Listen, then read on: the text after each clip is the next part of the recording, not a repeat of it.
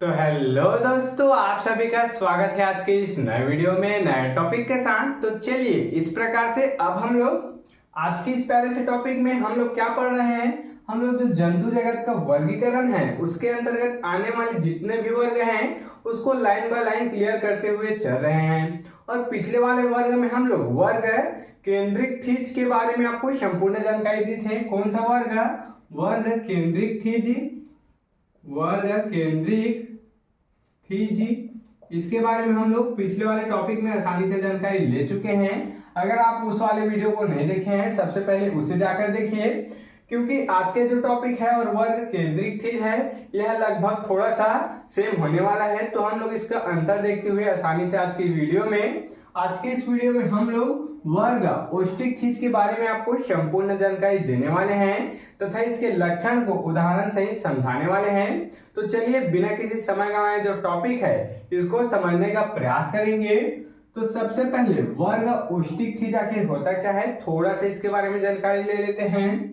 तो इस वर्ग की मछलियां देख सकते हैं, इस वर्ग की मछलियां लवणीय तथा अलवणीय दोनों प्रकार के जल में पाया जाता है। अब क्या बोला गया इन एक लाइन में, इस एक पैराग्राफ में, इस वर्ग की मछलियां लवणीय अर्थात समुद्री जल और अलवणीय अर्थात साफ जल दोनों प्रकार के जल में पाया जाता है। जबकि पिछले वाले टॉपिक में वर्ग केंद्रिक थीज में हम लोग देखे थे कि ये केवल समुद्री जल अर्थात लवणीय जल में इसका जो जीव है वह पाया जाता था।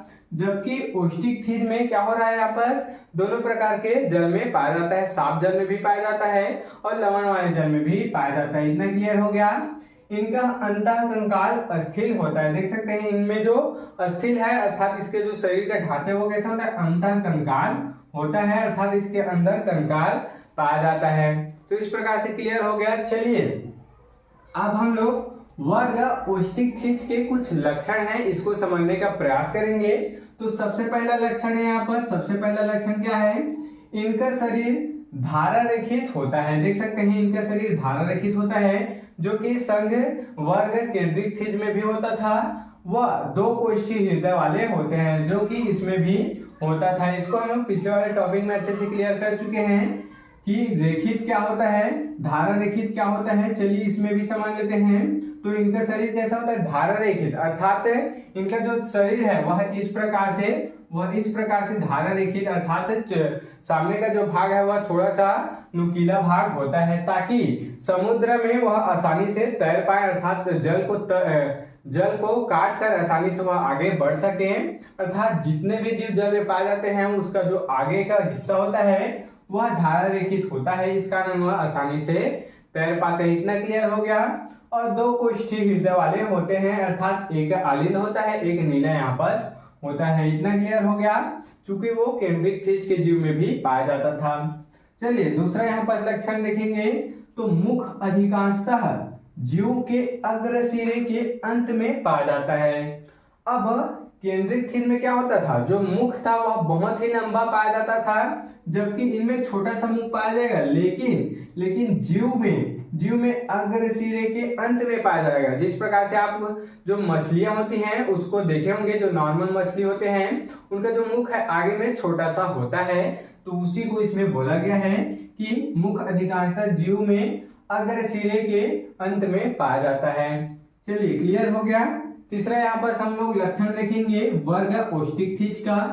तो इनकी त्वचा क्या बोला गया, साइकेसोयड और टिनोयड सल्क से ढका हुआ होता है। देख सकते हैं जो पिछला वाला टॉपिक था उसमें इस प्रकार का सल्क नहीं पाया जाता था, जबकि इस मछलियों में क्या पाया जाता है, वर्ग औष्टिक थीज के अंतर्गत आने वाले मछलियों में एक सल्क पाया जाता है। सल्क क्या होता है, किसी भी मछली में इस प्रकार का होता है, आप देखे होंगे इस प्रकार का होता है, उसे क्या कहते हैं, सल्क कहते हैं। और इस वर्ग में देख सकते हैं साइकेसोयड और टिनोयड सल्क पाया जाता है अर्थात इससे वह घिरा हुआ होता है। क्लियर हो गया।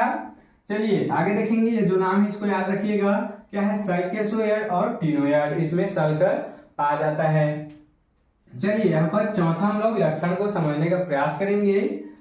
तो इनमें वायु कोश उपस्थित होता है। अब देख सकते हैं जो पिछला वाला टॉपिक था वर्ग केंद्रिक थीज, इसमें वायु कोश उपस्थित नहीं था चूंकि इनको लगातार तैरना होता था, इस कारण इनमें वायु कोश नहीं था, जबकि वर्ग ओस्टिकथिज में इनमें वायु कोश अर्थात फेफड़े जैसी संरचनाएं, गिल्स जैसी इनमें संरचनाएं पाई जाती हैं जो उत्प्लावन बल का कार्य करती हैं। अब ये जो वायु कोश है वह उत्प्लावन बल क्या होता है, अभी यहाँ पर उत्प्लावन बल कहाँ आ गया, तो जिस प्रकार से अगर हमें तैरना होता है तो हम एक क्या ले जाते हैं, हम एक रिंग या फिर जो गुब्बारा वाला जो रिंग होता है उसको ले जाते हैं और उसमें क्या होता है, उसमें हवा भरा हुआ होता है, वायु भरा हुआ होता है, तो उसमें हम लोग आसानी से तैर पाते हैं, उत्प्लावन बल वहां पास लग पाता है। इसी प्रकार से इस मछलियों में भी क्या होता है, वायु कोश उपस्थित होता है, इस कारण यहाँ आसानी से तैर पाते हैं, ये इस कारण यहाँ आसानी से क्या हो पाते हैं, ऊपर आ पाते हैं। तो क्लियर हो गया।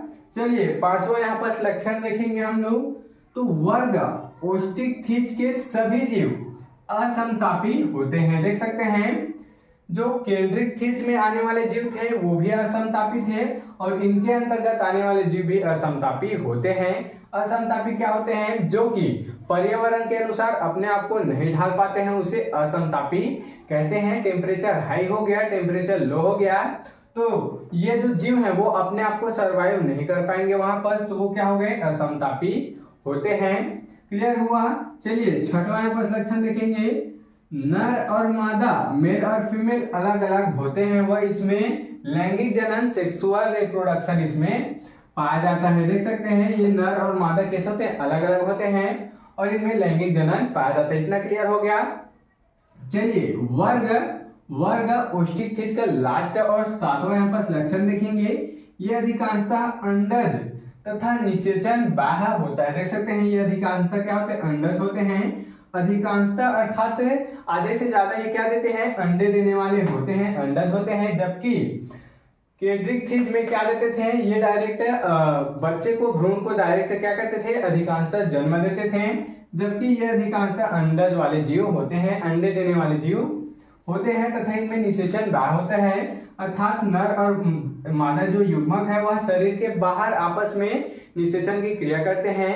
कोई भी युग्मक जब शरीर के बाहर जब निषेचन करते हैं, मिलते हैं, तो वो बाह्य निषेचन हो गया। और अंतः निषेचन क्या है, जब शरीर के अंदर दो युग्मक आपस में मिलते हैं तो अंतः निषेचन कहलाता है। आशा करता हूँ क्लियर हो गया होगा। इसके कुछ लक्षण हैं, जैसे कि समुद्री घोड़ा हो गया, रोहू, कतला, ये सब क्या है, मछली के नाम है, आप कभी न कभी सुने होंगे। ये सबको कई खाते भी हैं। तो इस प्रकार से इसके लक्षण हो गए, इसके उदाहरण हो गए। तो इस प्रकार से आज के इस प्यारे से टॉपिक में हम लोग वर्ग ओस्टिकथिज को भी आसानी से क्लियर कर चुके हैं। आप इसका स्क्रीनशॉट यहाँ पर ले सकते हैं।